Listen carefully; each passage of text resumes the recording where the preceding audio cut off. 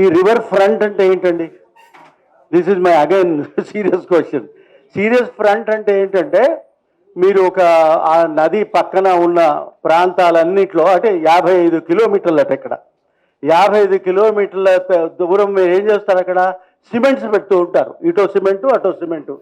సిమెంట్స్ని ఇంతింత పొడుగుగా మీరు సిమెంటీకరణ చేస్తూ ఉంటే మీరు దీన్ని మనము కాలనీ అంటామా లేకపోతే అంటే దాన్ని ఏమంటారు? కాలువ అనాలా, నది అనాలా?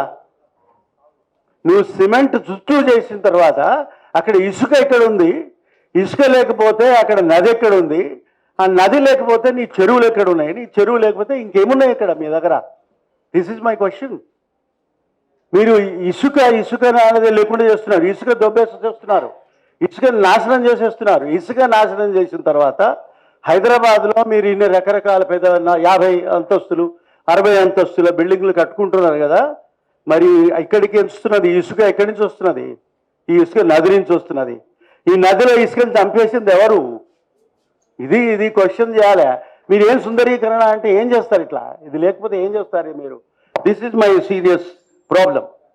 తర్వాత ఇసుక దొంగలు కలుషిత కాలనీలు తయారు చేసి మీరు కూర్చోపెట్టినారు. ఇప్పుడు మీరు ఇంకా ఇది కాదు, ఒక కాలనీ కాదు, ఒక చెరువు కాదు, గుట్టలు కూడా తినేస్తారు.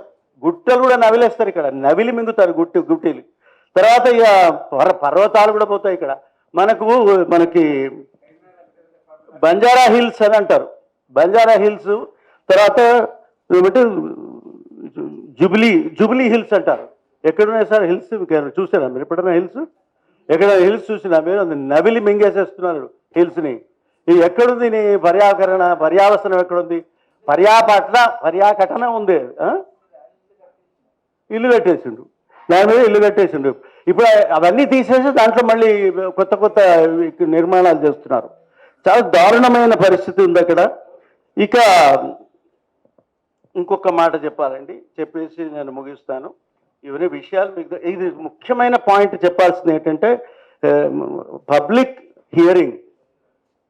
హియరింగ్ అనేది కాన్స్టిట్యూషన్ ఆఫ్ ఇండియాలో రాసుకున్న ఒకానొక గొప్ప అవకాశం. అది ఆ అవకాశం వల్ల మనకు ఈ లోకల్ బాడీస్ నిర్మాణం, నగరాల నిర్మాణము ఒక రియల్ హియరింగ్ ద్వారా జరగాలండి. జరిగితే అది నిలబడుతుంది.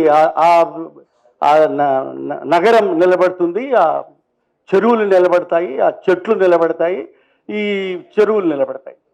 మరి ఈ హియరింగ్ ఎక్కడ ఉందండి? హియరింగే లేదు ఇక్కడ. హియరింగ్ తీసేసానని చెప్తాను, సార్ చెప్పారు. హియరింగ్ తీసేసిన తర్వాత నువ్వు what is that your hearing? మనం ఇక్కడ కూర్చొని హియరింగ్ చేస్తున్నాం, మనం ఉపన్యాసాలు చేస్తున్నాం అంతే. There is no hearing happening. That is the problem. ఇక నాకు ఇంకొక విషయం నాకు చాలా బాధ అనిపించేది ఏమిటంటే అదేంటంటే మనకు కట్ట మైసమ్మలు ఉన్నాయి. కట్ట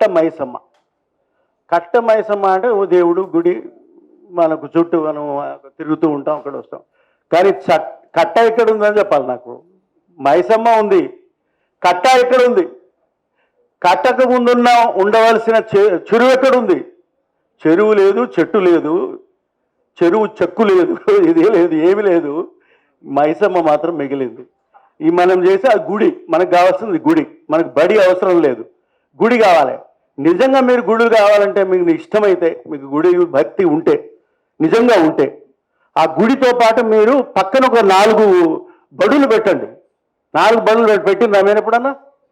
బడులన్నీ తీసేసి గుడి పెట్టి, ఆ గుడి ఎక్కడ పెట్టారు? మళ్ళీ ఈ చెరువులో పెట్టిండ్రు, నదిలో పెట్టారు.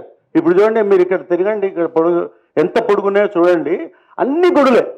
ఎన్ని గుడులు అంటే అన్ని గుడులు అంటే ఆ చెరువు కాదు, నదిని నాశనం చేసే సమస్యలు పరిష్కారాలు జరిగినాయి. నేను గుడికి వ్యతిరేకత కాదు, నేను గుడి ఉండాలి. కానీ గుడి ఎప్పుడు ఉండాలి? నువ్వు కొత్త గుడి పెట్టినప్పుడు అంతకున్న గుడిని మంచి గుడి చేయండి. దాని పక్కన ఒక బడి పెట్టండి.